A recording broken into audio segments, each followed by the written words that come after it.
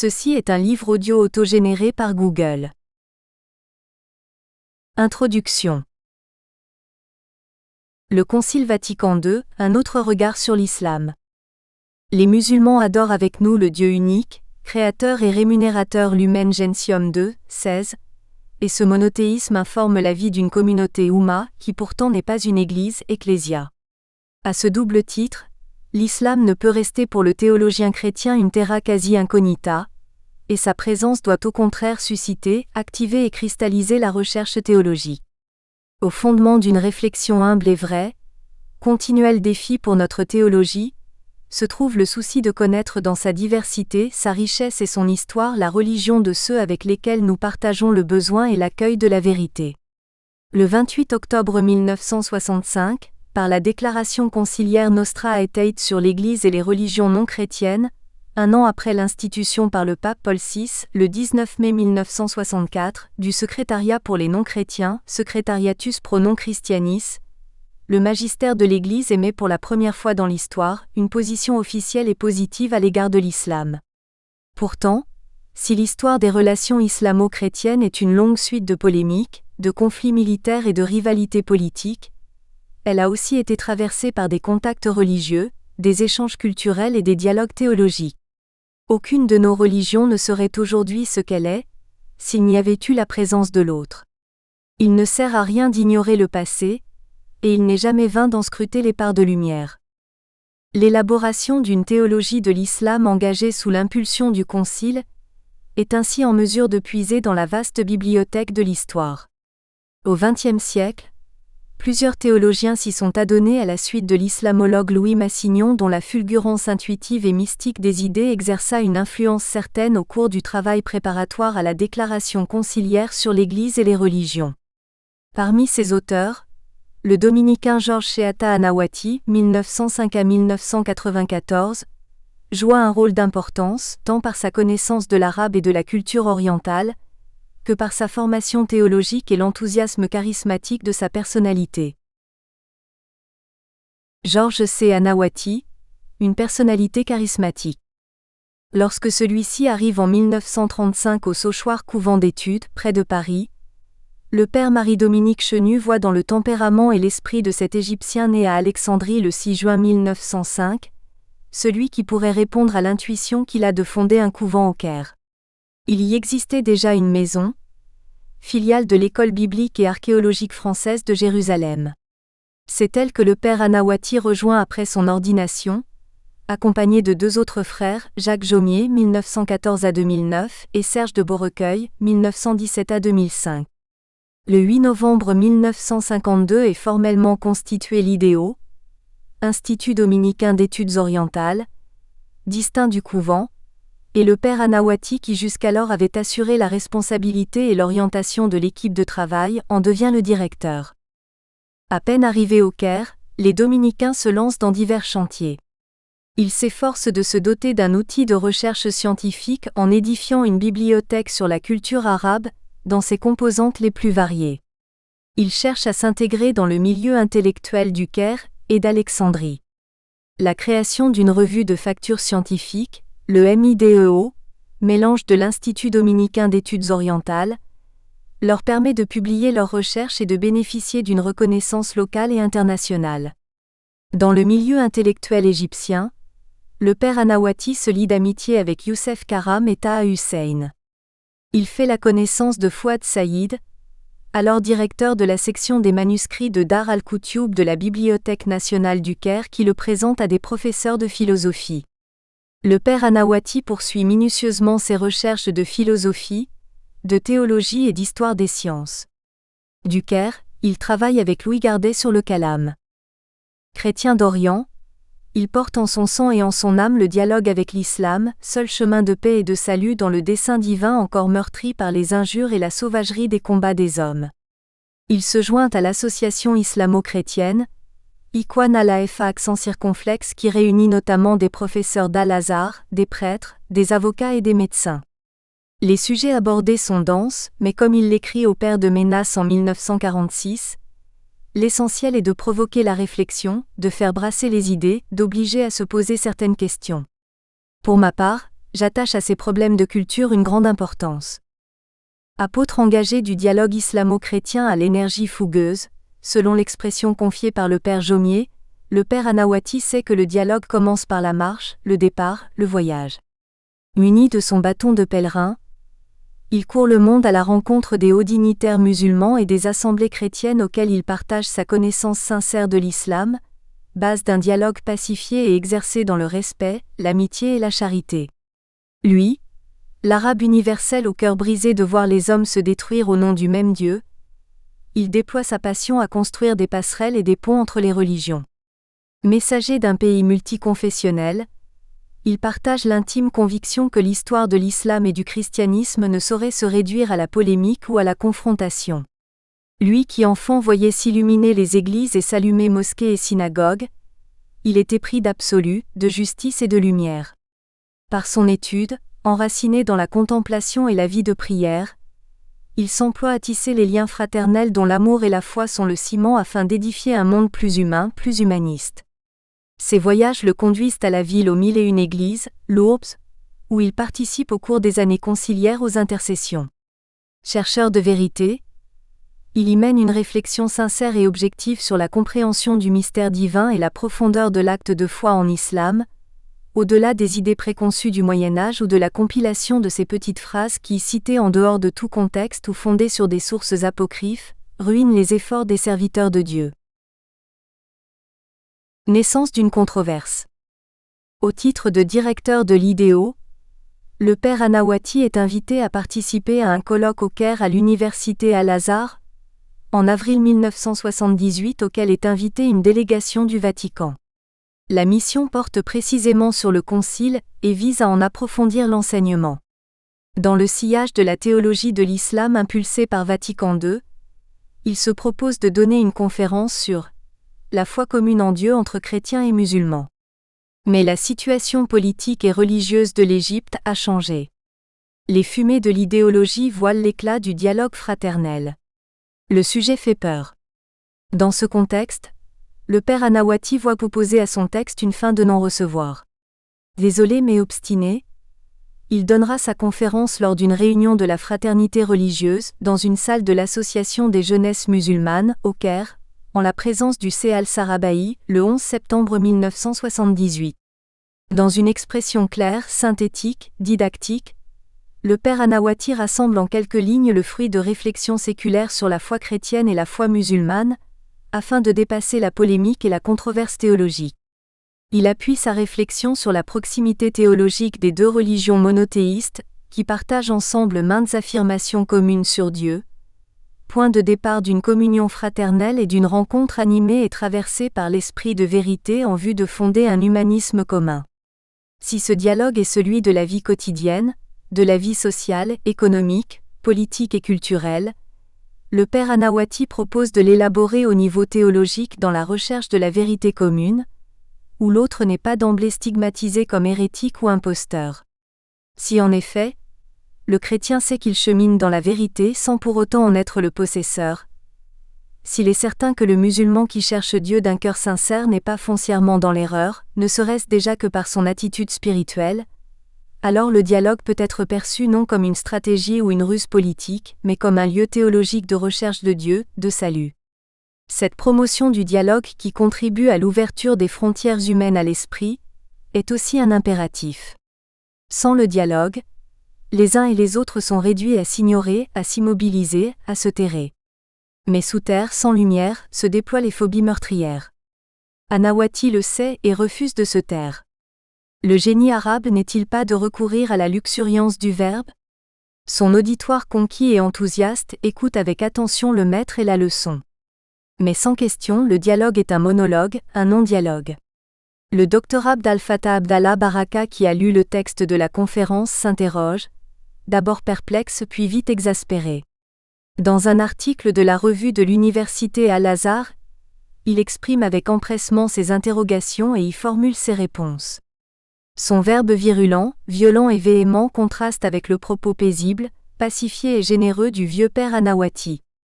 Au fouet de sa colère, la controverse et l'esprit de polémique semblent de nouveau prendre le pas. Le dialogue est suspendu. Il convenait de le rouvrir.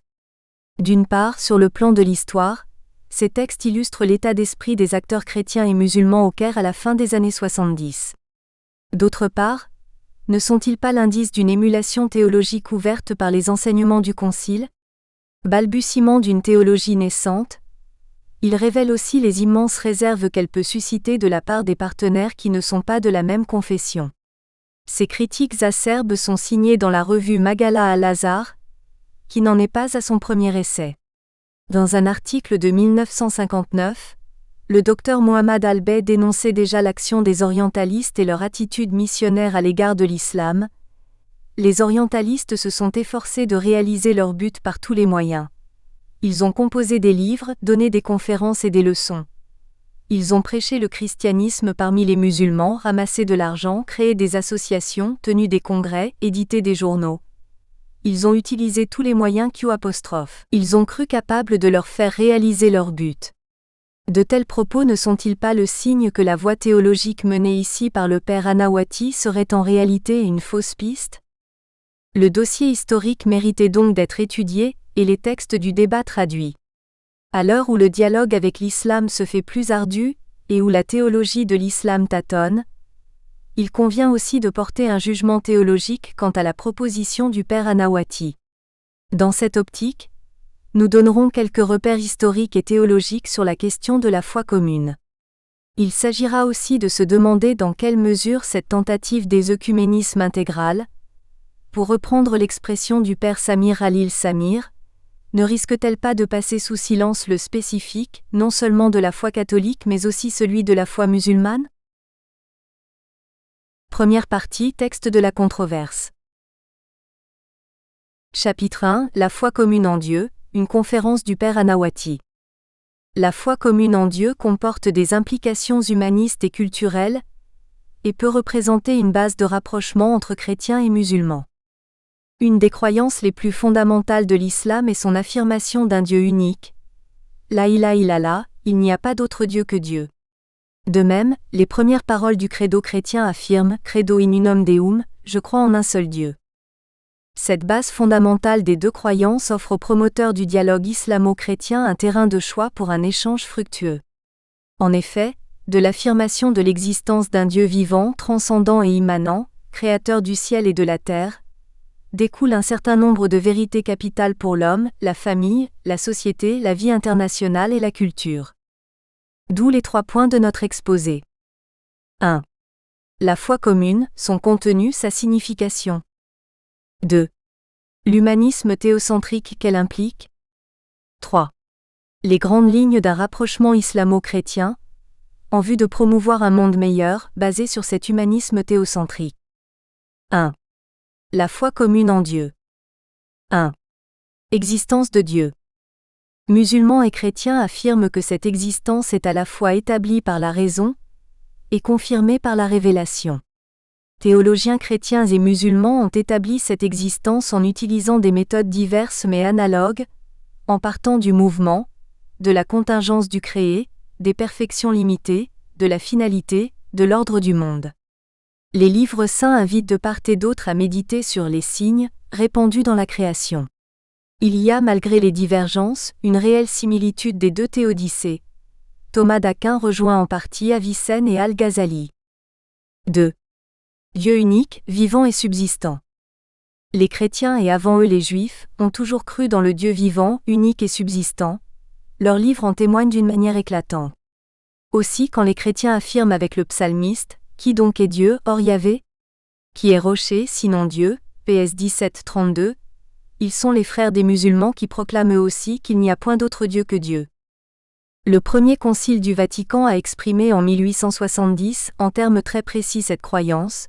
L'Église croit et confesse qu'il y a un seul Dieu, vrai et vivant, créateur et seigneur du ciel et de la terre, tout-puissant éternel, immense, incompréhensible, infini en intelligence, en volonté et en toute perfection, qui étant une subsistance unique par nature, tout à fait simple et immuable, doit être déclaré distinct du monde en réalité et par essence, bienheureux en lui-même et par lui-même et élevé indiciblement au-dessus de tout ce qui est et peut se concevoir.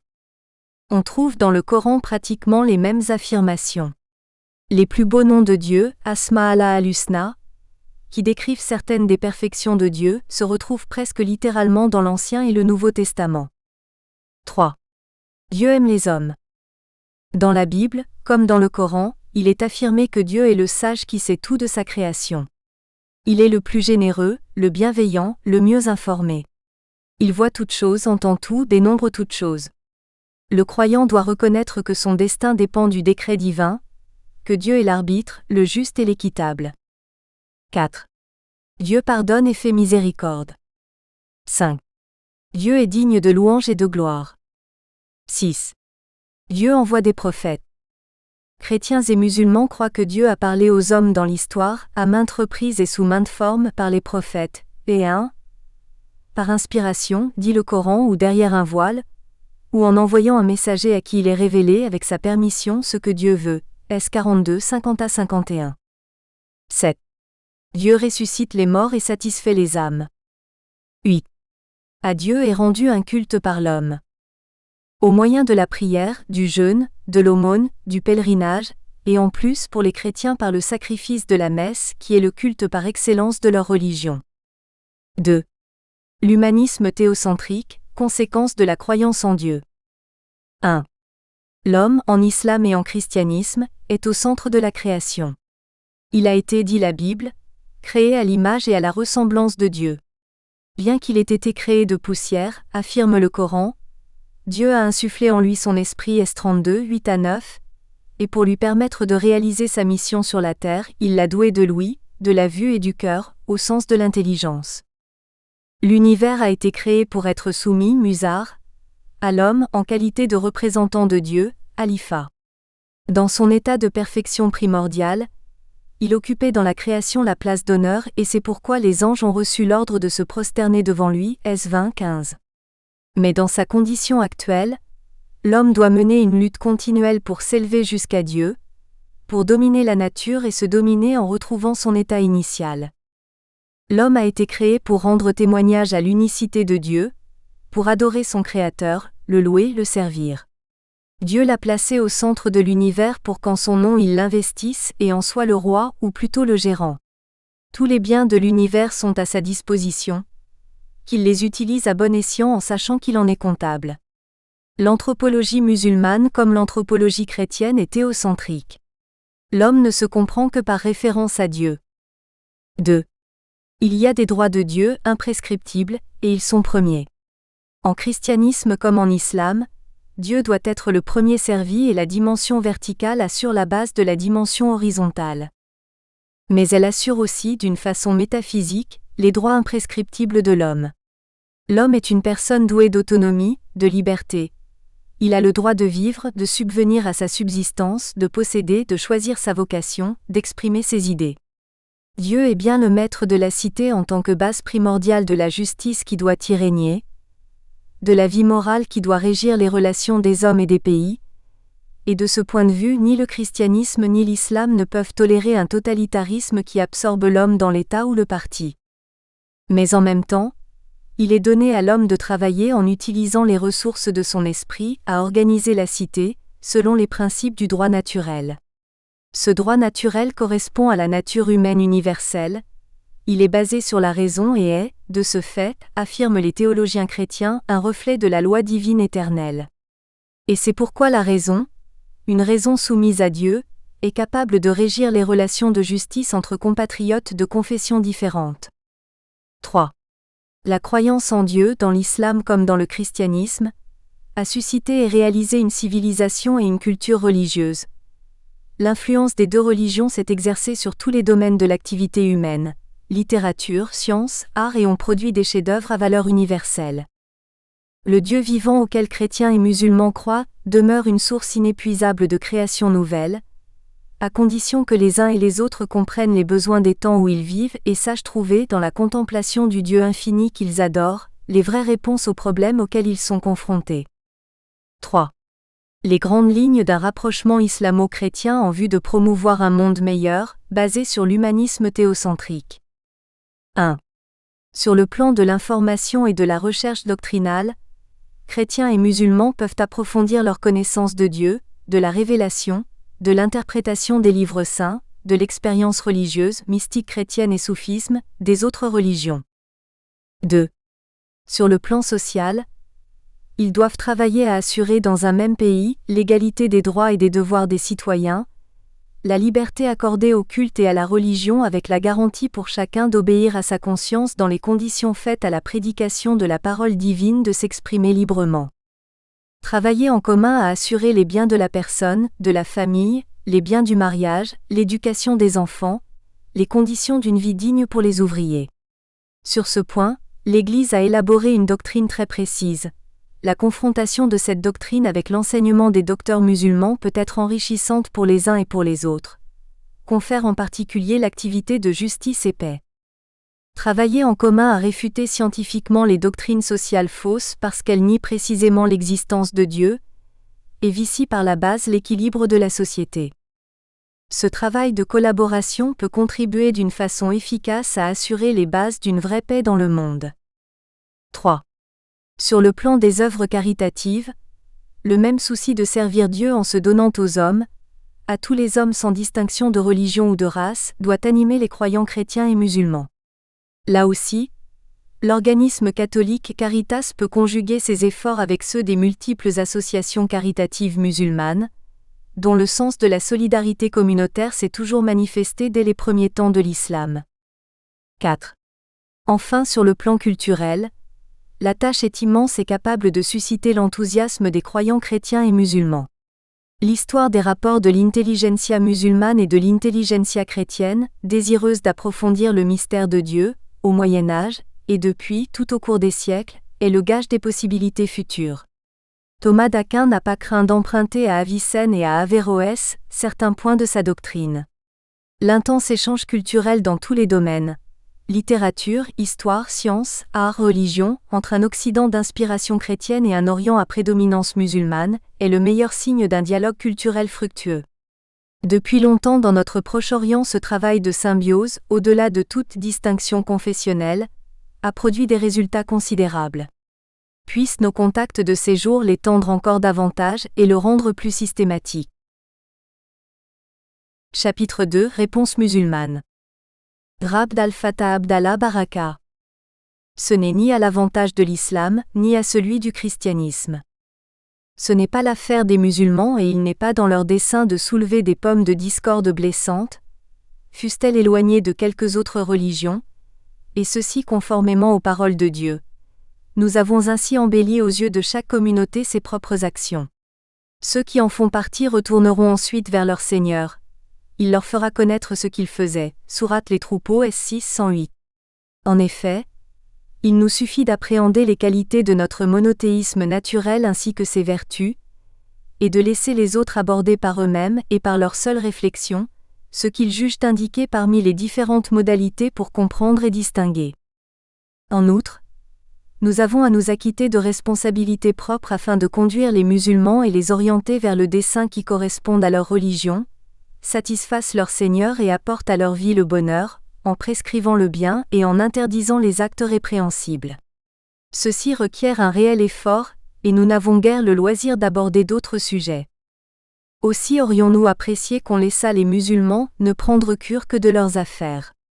Il nous suffit déjà d'affronter tous ces courants athées, qui dévient le caractère naturel de l'humanité, et de protéger nos peuples et nos États du mal et du malheur qu'engendrent ces courants, de leur faire prendre conscience des moyens et des méthodes auxquels ils ont recours.